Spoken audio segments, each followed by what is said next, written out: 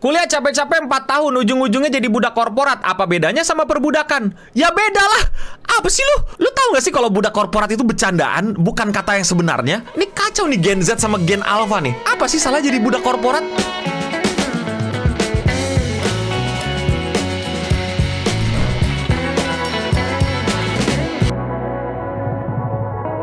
Gue gak tau kenapa akhir-akhir ini banyak banget konten-konten yang meledek kuliah dan budak korporat. Ini asal-usulnya dari mana sih? Kok bisa-bisanya banyak banget konten-konten kayak begini? Kuliah capek-capek 4 tahun, ujung-ujungnya jadi budak korporat. Apa bedanya sama perbudakan?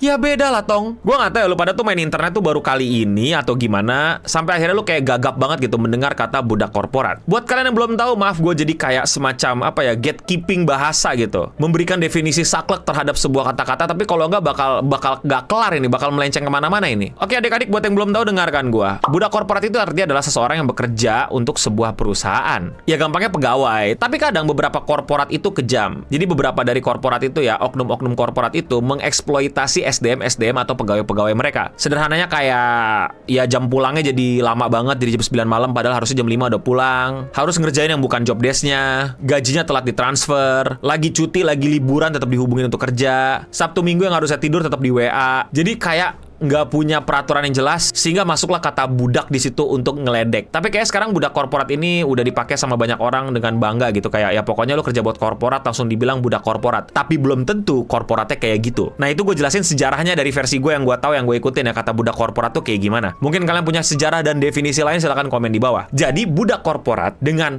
budak itu beda. Bedanya di mana? Jauh.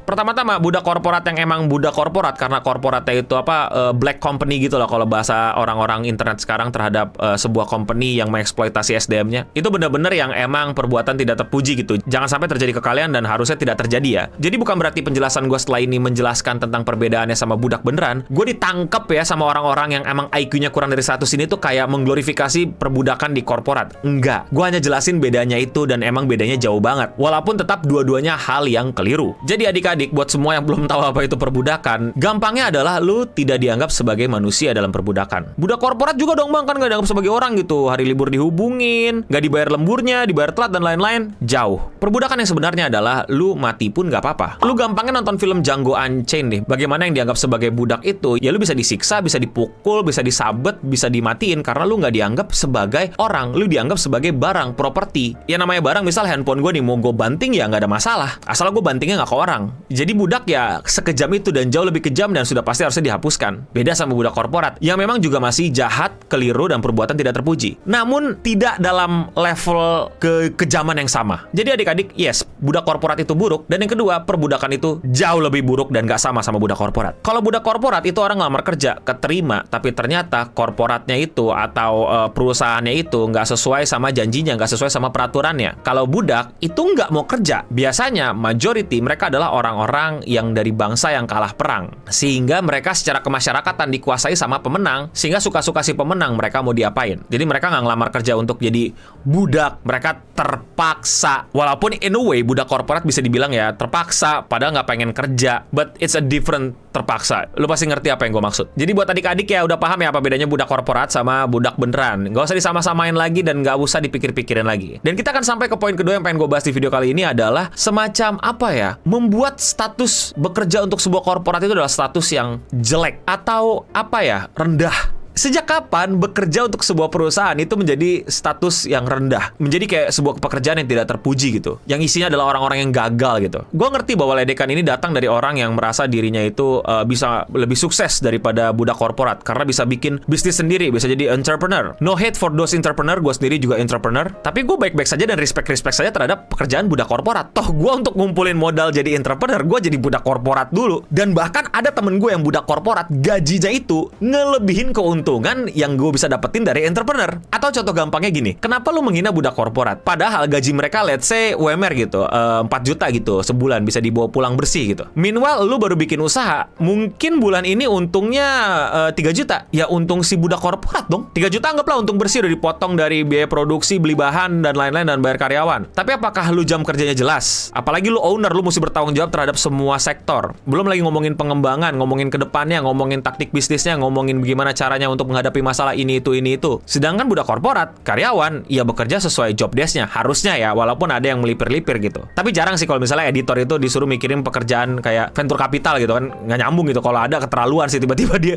suruh mikirin problemnya VC padahal dia editor. Tapi kalau ya lu owner, entrepreneur, ya lu mesti mikirin semua. Sekali lagi ini bukan ledekan terhadap entrepreneur. Ini cuma ngomongin fakta bahwa bisa aja loh lu jadi entrepreneur dan gaji lu itu atau keuntungan lu lebih tepatnya itu di bawah budak korporat. Dan bisa jadi lu bulan ini untung. Bulan besok apakah lu untung? Sedangkan pegawai, mau perusahaannya untung, mau perusahaannya rugi, budak korporat ya gajinya segitu. Nanti ada kenaikan gaji, nanti dapat bonus. Entrepreneur, ya yang belum tentu. Yes, gue tahu, lu pakai contoh orang-orang yang udah sukses, yang udah bulanannya itu bisa dapat net keuntungan itu 50 juta. Dan kerjanya itu tinggal hongkang-hongkang kaki, karena dia udah punya banyak bawahan yang bisa dipercaya, dan sistemnya udah berjalan, dan konsumennya udah ada, dan marketingnya udah jalan, dan pembelian segala macam semuanya lancar, dan lain-lain. Tapi itu semua, proses entrepreneur yang kayak gitu, itu nggak yang tiba-tiba, aku mau jadi entrepreneur, terus dalam sebulan lu udah bisa kayak gitu semua. Kalau misalnya bisa, lu udah keren banget sih. Lu harusnya coba masuk Shark Tank sih, sumpah. Gue emang entrepreneur pemula dan gue rasa nggak mungkin itu bisa terjadi sama lu. Malah kalau lu entrepreneur tanpa belajar menjadi budak korporat dulu, itu gue rasa akan jauh lebih susah. Banyak banget ilmu yang gue dapetin ketika gue memulai bisnis, itu gue dapetin ketika gue jadi pegawai swasta. Oh begini cara HRD kerja, oh begini cara akunting kerja, oh begini perasaannya kalau bos pilih kasih, oh begini perasaannya kalau bos nggak ngerti efektivitas dan nggak ngawasin langsung dan lain-lain. Beda men. Beda deh seorang bos yang pernah jadi pegawai sama bos yang tiba-tiba jadi pegawai. Apalagi bos yang belum pernah jadi pegawai, yang belum pernah jadi bos tapi udah bikin status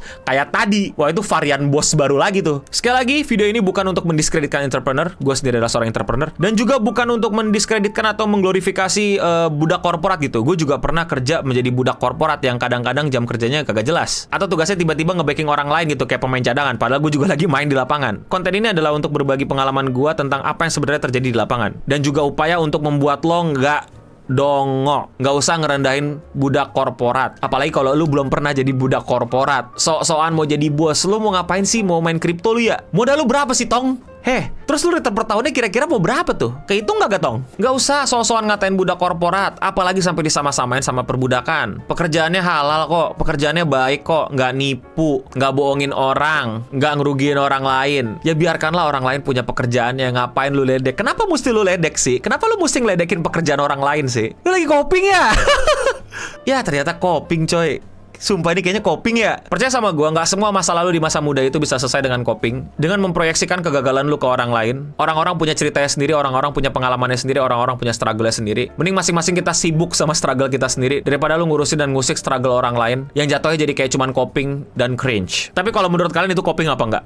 Komen di bawah. Kalau kalian suka sama konten pembahasan kayak gini dan kalian mau support gue, jangan lupa klik tombol subscribe yang lagi nyala-nyala di bawah. Makin banyak ya konten-konten bocil kayak gini. Kerjaan yang ngeledek yang kuliah, kerjaan yang ngeledek yang kerja gitu. Kayak nggak rela gitu ada orang yang emang sukses dengan cara yang jalur mainstream gitu. Emang nggak boleh? Kenapa semuanya harus dilakukan dengan cara instan, dengan cara jalur alternatif gitu? Kalau semua tongkrongan lu ngikutin jalur alternatif ya jadi jalur mainstream juga dong. Dan emang apa salahnya pakai jalur mainstream untuk meraih kesuksesan? Toh contoh suksesnya jauh lebih banyak, toh jalurnya lebih aman, toh gak ngelanggar aturan. Aneh gue sama sikap pengen jalur alternatif, pengen beda jalur yang selama ini tidak banyak orang lalui gitu. Aku akan buktikan gitu kalau gue bisa mengalahkan orang-orang terkaya di dunia dengan kekuatanku. Haha gitu.